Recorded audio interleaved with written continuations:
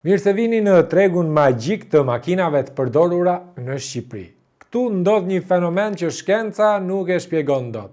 Çdo makinë, pavarësisht moshës që ka 160.000 kilometra. Asnjëra nuk ka aksident, të gjitha janë të mbajtura në garazh dhe mbi të gjitha janë përdorur nga një plak në Gjermani që e nxirrte makinën vetëm të dielën për të shkuar në kish ose në market.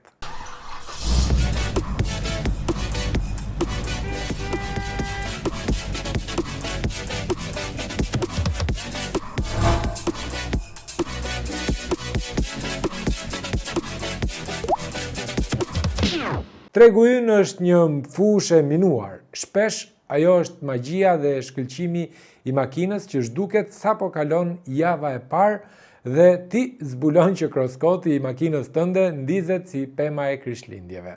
Sot do t'ju tregoj se si të shpëtoni nga karremi që kanë tregtarët në Shqipëri. Do t'ju mësoj 5 hapa konkret se si ta kuptoni nëse ajo makinë është vërtet okazion apo është një gërmadhe lyer me tualet sa për të gënjyer syrin ty. Tregtari ju betohet, ndoshta vendos edhe dorën mbi zemër dhe thot: "O vlla, 120.000 kilometra ka, me garanci, e ka majt një plak në Gjermani." Por dëgjoni këtu, llamarinën mund ta lyesh, dritat mund t'i ndërrosh sa herë të duash, por brendësia ose interiori i makinës është si pasqyra e shpirtit të saj. Aty është e shkruar çdo orë që shoferi ka kaluar mbi timon. Shikojeni pak timonin me imtësi. Një makinë me 120.000 kilometra duhet ta ketë lëkurën e timonit akoma me atë testurën pak mat, pa shkëlqim pra, dhe nëse timoni shkëlqen si pasqyrë ose më keq akoma, nëse tek pjesa ku mbahen duart, lëkura e timonit ka filluar të shkërmoqet, ajo makinë nuk ka parë 120.000 kilometra, por të paktën 300.000. Duart e shoferit dhe djersa janë ngryesi më i madh i lëkurës së timonit. Duhet bëni kujdes, nëse timoni duket shumë i ri për moshën e makinës, mund të jetë veshur me lëkurë të re mbi atë të vjetrën. Ndaj prekeni trashësinë e timonit dhe nëse ju duket i trash, po ju fshehin konsumin poshtë ti.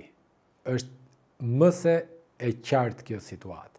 Por nga ana tjetër duhet verifikoni edhe gominat e pedaleve. Ato janë si ato dëshmitarët e heshtur. Ky është edhe detaji që tregtarët harrojnë t'i ndërrojnë sepse kushtojnë pak, por kërkojnë kohë. Shikoni pak gominën e pedalit, frenave për shembull, nëse është e gryer ose është e ngrënë nga ana e majt, derisa t'i ketë dalë hekuri, ajo makinë ka bërë kilometra me miliona dhe ka bërë shkelje të herpashershme, frenash në trafikun e rënduar të qytetit. Një makinë me 120.000 kilometra në autostradë nuk i konsumon pedalet. Nëse pedalet janë të reja akull në një makinë 10 vjeçare, pyetini pak veten, pse i ndroi tregtari? Shikoni edhe levën e marshit dhe butonat tek timoni ose tek dyert. Kontrolloni dorezën e marshit dhe dorezat e brendshme të dyerve të shoferit. Ato janë pika më e rëndësishme pasi preken më shpesh. Nëse butonat e xhamave janë shenja të bardha apo janë fshirë ato ikonat ose lëkura rreth e rrotull marshit është e çarë, ajo makinë ka patur një përdorim ditor intensiv. Dhe nuk mund të ketë 120.000 kilometra një makinë që ka butonin auto të xhamit të fshirë fare. Nuk del llogaria kështu, Ka dhe një tjetër truk që i tmerron tregtarët që është ai i rripit të sigurimit. Dhe këtë nuk e bën pothuajse asnjë blerës, nuk e verifikon dhe nuk e kontrollon. Ndaj tërhiqeni rripin e sigurimit të shoferit deri në fund, derisa të dalë deri tek centimetri i fundit e rripit. Pra, pse duhet ta bëni këtë? Sepse tregtarët shpeshherë pastrojnë vetëm atë që shihet. Nëse makina ka qenë e përmbytur diku jashtë apo ka qëndruar në lagështie ekstreme, fundi i rripit do të jetë me njolla, myku, mbetje balte apo dhe pse jo edhe vija të bardha nga kripa e ujit. Era e rripit në fund nuk gënjen kurrë dhe nëse rripi vjen erë lagështi, lëreni atë makinë aty ku është dhe futjani vrapit. pse është shumë e rëndësishme edhe sedilja e shoferit, ose si që ju pëlqen juve ulësja. Shikoni atë pjesën anësore të ulëses ku ulemi pra ne shoferët, dhe nëse sfungjeri ka rënë ose copa dhe pse jo edhe lëkura është bërë me rrudha të thella, kjo tregon se një shofer ka hipur e zbritur me mira herë mbi atë makinë. Është shenja tipike e makinave që janë përdorur për shpërndarje apo edhe për taksi, pavarësisht se sa thon numrat në kroskod. Shpesh herë makinat që po shihni për të bler duken sigur sapo kanë dalë nga fabrika. Shkëlqimi është gjëja më e lirë në tregun e makinave në Shqipëri. Mjafton një polish edhe fishkëllen ajo. Një tregtar i mirë e di që boja i fshet të gjitha mëkatet e shasis. Preke makinën me dorë, kaloje dorën në skajet e brendshme të kofanos apo tek dyert, dhe nëse ndjeni ashpërsi ose pika të vogla boje, kokriza pra, makina është lyer me nxitim, është rilyer dhe nuk ka bojen e fabrikës. Nëse nuk keni një aparat profesional për të matur trashësinë e bojës, përdorni një magnet të thjeshtë të mbështjellë me një leck të hollë. Provojeni në disa pika kryesore të makinës, sigurisht tek krahët ose edhe tek dyert, dhe nëse magneti nuk ngjit ose bie në disa pika, aty poshtë nuk ka hekur apo llamarin, por ka stuko. Aty ku ka stuko, ka patur goditje që tregtari po përpiqet ta fsheh nën shkëlqimin që ju shihni nga boja e asaj makine.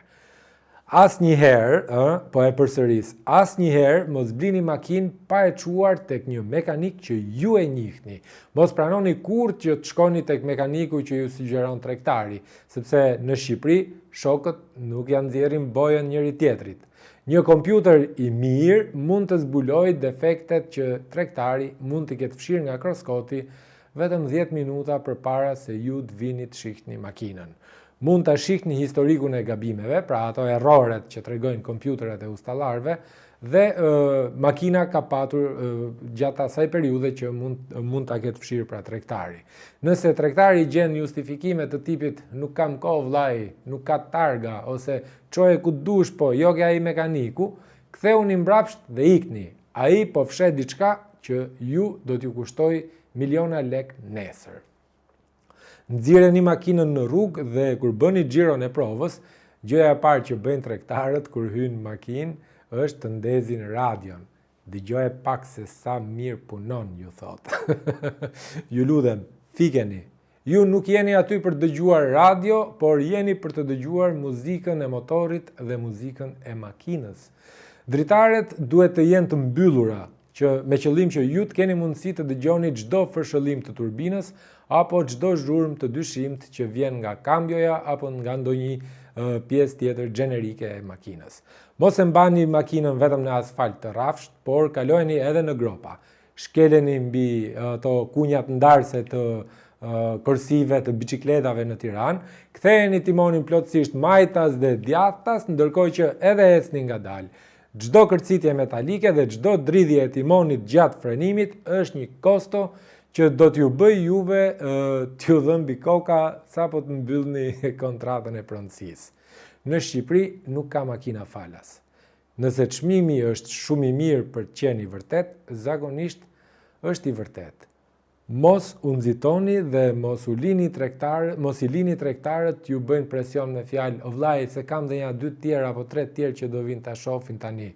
Merrni kohën tuaj, kontrolloni historikun e kilometrave, pse jo edhe online, për shembull autotracer.com, dhe mbi të gjitha mos u besoni fjalëve të bukura dhe premtimeve boshe apo premtimeve në ajër.